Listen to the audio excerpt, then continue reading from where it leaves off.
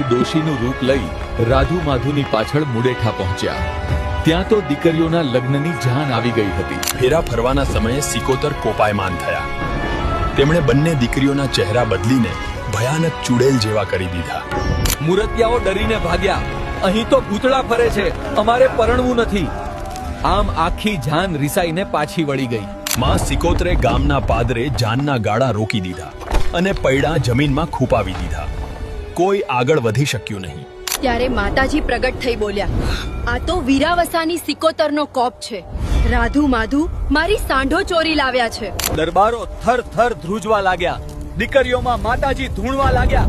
મારી સાંઢો પાછી આપો તો જ દીકરીઓ સાજી થશે. રાધુ માધુએ ભૂલ સ્વીકારી, સામૈયા કર્યા અને વાજતે ગાજતે વીરાવસાની બધી સાંઢો પાછી આપી દીધી. માતાજીએ દીકરીઓને ફરી રૂપાળી કરી દીધી અને લગ્ન થયા. ત્યારથી મુડેઠામાં પણ સિકોતરના નિવેદન પહેલા થાય છે. આમ ચંદ્રુમાણાની સિકોતરે પરચા પૂર્યા અને ગુજરાતમાં ડંકો વગાડ્યો. બોલો વીરાવસાની સિકોતર માતની.